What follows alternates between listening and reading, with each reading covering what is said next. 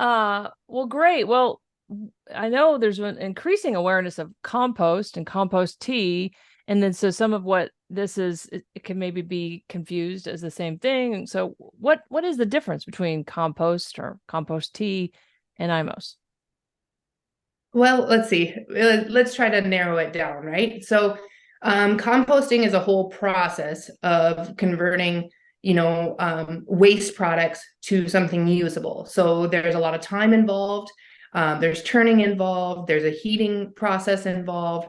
There is and a curing process, right? So that all takes time to get to the end result, which is a nitrogen source, and biology is usually what's in a finished compost, whether you're making it yourself or buying it complete. Um, that's kind of what compost is. So with IMOS, we are skipping the composting method and going straight into nature Mm. because nature's already done the work for us. And so we're borrowing from those native systems and bringing them back to our farm and using them in our IMOs.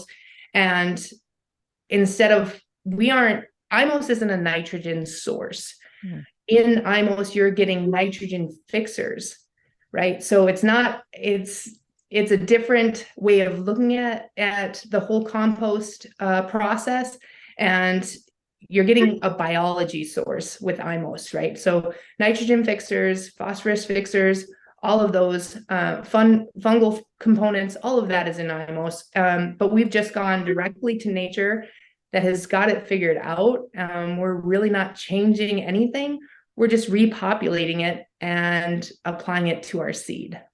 It sounds kind of like, tell me if this is wrong, but it sounds kind of like after let's say you were sick and you had to take antibiotics.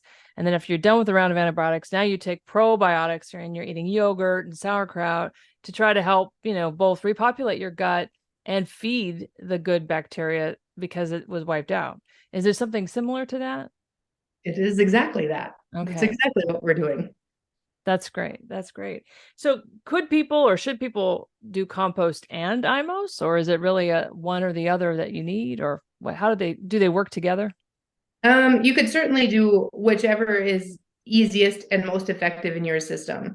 So, 5 years ago, when before we started adding biology onto our farm, uh, Kelly approached me with several different options, and they were all too difficult for me to manage on my own, which included several different types of compost and managing a compost pile and a bioreactor form of compost. All of those he approached me with, and they were too difficult for me to like manage and balance already all the other things on my plate, plus kids and everything. So this was a simple way for us to bring indigenous microorganisms that were maybe once thriving in our system and bring it back into our cropping system.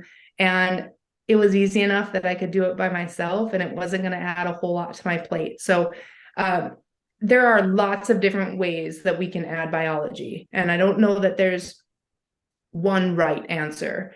I know that this works for us and it works for me because it's very simple for me to use. And it's a tried and true system. I'm not, creating anything here. Mhm. We're borrowing from nature, repopulating it, applying it to seed, and then putting it out into our fields to populate there. So it's as simple as it sounds. And it's working. So you guys don't do compost in addition. You do this and that's it. Well, I mean, there are obviously other soil health things you do, but in terms of like compost or compost tea, you just do IMOs. Just IMOs. Yeah. Yeah. So you can do it by itself as a separate, right? Yeah. Right, absolutely. It was Kelly's solution for me, so I wouldn't be overwhelmed by the composting methods and all of the things that came with it, the time and the labor that I didn't have extra of, Hmm. right? And so this is something that we can involve nature and borrow from it and repopulate it and bring it to our fields. Well,